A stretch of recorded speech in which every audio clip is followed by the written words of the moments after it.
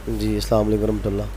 Students, हमारा chapter number 5 है depreciation.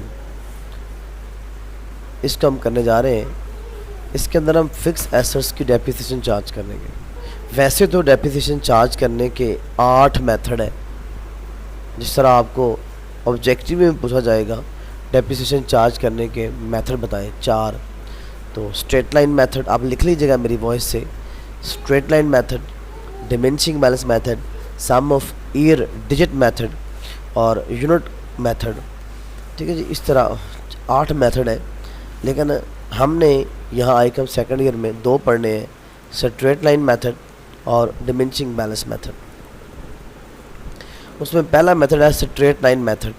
इसके 2 नाम और हैं, fixed instalment method, original cost method.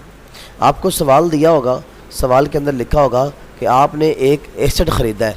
वहाँ पे लफ्ज़ एसेट नहीं होगा, मशीनरी, ट्रक, कार, कोई भी चीज़ होगी जो आपने ख़रीदी। 3,75,000 का आपने वो एसेट ख़रीदा है और ख़रीदा है 1 जनवरी 2015 को। आगे लिखा होगा कि इसके ऊपर आपने डेप्रिसिएशन का 10% रेट, डेप्रिसिएशन रेट लगाना है 10% हर साल डेप्रिसिएशन जो है वो पर एनम PA लिखा होगा, चार्ज की जाएगी। और 4 साल अकाउंट बनाना है आपने, 4 साल की डिटेल बना के बतानी है कि डेप्रिसिएशन किस तरह चार्ज करते हैं। सवाल हल करने के लिए सबसे पहले हमने यहाँ पे नेम ऑफ़ कंपनी लिखना है, उसके बाद एसेट अकाउंट लिखना है। सबसे पहले हम नेम ऑफ़ कंपनी लिखेंगे, उसके बाद मशीनरी अकाउंट या वैगन अकाउंट या कार अकाउंट या जो भी अकाउंट होगा, जो भी एसेट होगा वो ट्रक अकाउंट वो लिख देंगे। उसके बाद ये डेबिट साइड है और ये क्रेडिट साइड है, इससे कॉलम बना देंगे।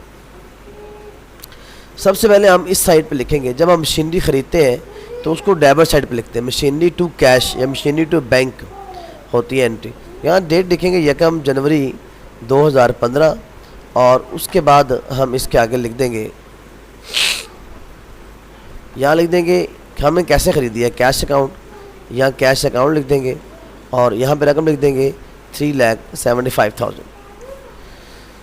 अब सवाल में और भी बहुत सी चीज़ें आ सकती हैं कि हमने एसेट ख़रीदा है, उसकी रिपेयरिंग करवाई है, रिपेयरिंग भी इसमें ऐड करेंगे। ओवरऑलिंग आ जाए तो वो भी ऐड करेंगे, इंस्टॉलेशन आ जाए तो वो भी ऐड करेंगे।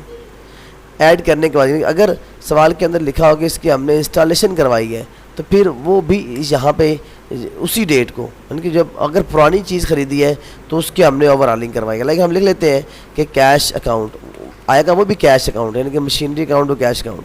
तो यहाँ पे हमने फर्स्ट करें 25,000 रुपीज़ की रिपेयरिंग करवाई है, वो भी लिख देंगे यहाँ पे।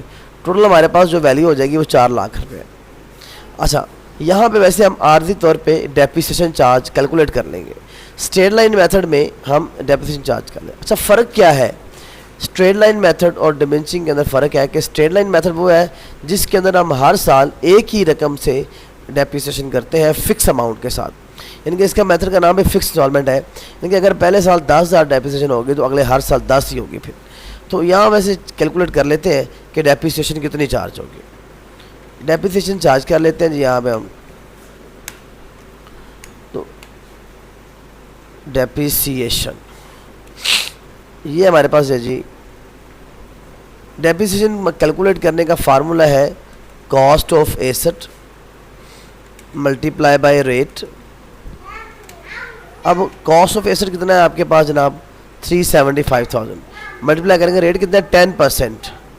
10% हम कैसे निकालते हैं वो हम निकाल लेते हैं जी। कैलकुलेटर लेते हैं हम, यहाँ पे 375,000 इसका 10% करेंगे तो वो आएगा 37,500। 37,500 ये डेप्रिसिएशन हर साल। लेकिन सॉरी, हमने तो यहाँ पे ओवरऑलिंग भी की है 25,000 रुपये की, तो यहाँ पे हम लिख देंगे एक्स्ट्रा ओवरऑलिंग।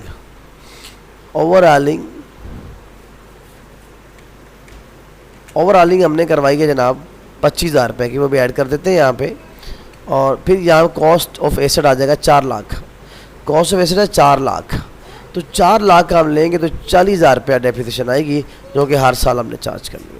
तो यहाँ पे आते हैं, हम डेट डालेंगे 31 दिसंबर। 31 दिसंबर की डेट डाल के फिर हम 31/12 लिख लेते हैं यहाँ पे, 31/12 फिर 15। आगे हम लिखते हैं डेप्रिसिएशन।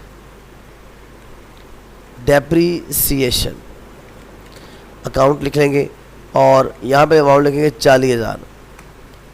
अब क्या करेंगे, यहाँ टोटल करके बैलेंस करेंगे, देखेंगे बड़ी साइड कौन सी है, ये 4 लाख है, इधर 40,000, ऑब्वियसली यही बड़ी होगी।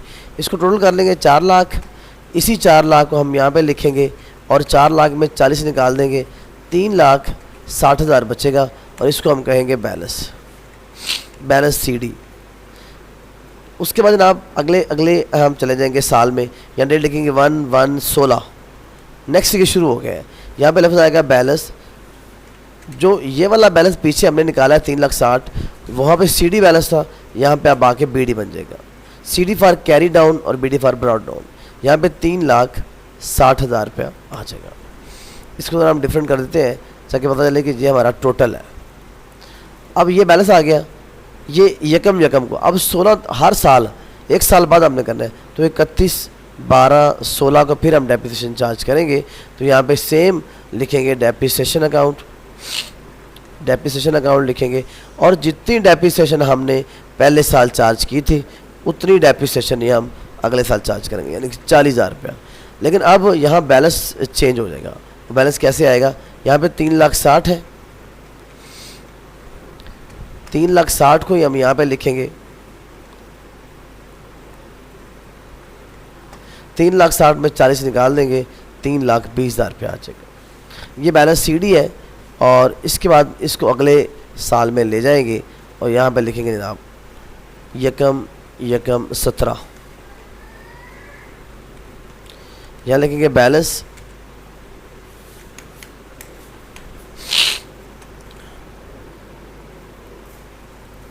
यहाँ बैलेंस लिखेंगे BD और यहाँ पे आएगा 3,20,000, 3,20,000 रुपये। फिर साल का एंड होगा 31/12/17 को हम इसका कर देंगे, फिर डेप्रिसिएशन चार्ज कर देंगे।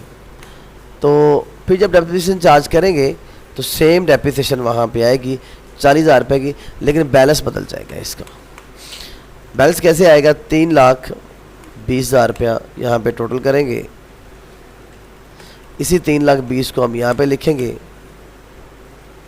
3,20,000 में 40 निकाल देंगे और 2,80,000 बच जाएगा। 3 साल का डाटा हो गया है, 1 साल का हमने और करना है। यकम 18 पे आ जाएंगे, फिर लिखेंगे बैलेंस BD, यहाँ पे बैलेंस आएगा 2,80,000। यानी ये जो बैलेंस CD हुआ करेगा उसको यहाँ BD बना देना है और BD बनाने के बाद हमने फिर उसकी डेप्रिसिएशन चार्ज कर देंगे। अब यहाँ पे फिर हम डेप्रिसिएशन चार्ज करेंगे, यहाँ पे डेट आएगी जनाब 31/12/18 और यहाँ पे डेप्रिसिएशन आ जाएगी जी सेम जितनी पहले थी वही डेप्रिसिएशन यहाँ पे चार्ज होगी 40,000 रुपया, लेकिन बैलेंस बदल जाएगा। बैलेंस कैसे आएगा जी, 2,80,000 यहाँ पे, इसी 2,80,000 को हम यहाँ पे जब लेके जाएंगे तो 2,80,000 में 40 निकालेंगे, 2,40,061 की वैल्यू बच जाएगी। ये 4 साल का हमने काम कर लिया। अच्छा, इसके अंदर बहुत से क्वेश्चन आएंगे, पॉइंट भी आएंगे, आपने उस क्वेश्चन सॉल्व करके भेजने हैं और उसमें जो गलतियाँ होंगी फिर मैं हाईलाइट करूँगा। आप खुद भी पूछेंगे सर यहाँ पे क्या है, यहाँ पे क्या है, तो मैं आपको ज़रूर उस गाइड करूँगा और बताऊँगा इंशाअल्लाह। अल्लाह आपका हामी नासिर हो जी, इसको सॉल्व कर लीजिए। आपने अपनी बुक से अगर आपके पास किताब है वहाँ से पहले 4 सवाल और आगे भी ये स्ट्रेट लाइन मेथड का सवाल, 2 मेथड है, एक आज कर लिया है, एक अगले दिन 2 दिन बाद कर लेंगे तो ये चैप्टर ख़त्म हो जाएगा हमारा। इसके बाद अगर आपके पास पेपर्स हैं तो वहाँ से ये सारे क्वेश्चन सॉल्व कर लें। अल्लाह हाफिज़।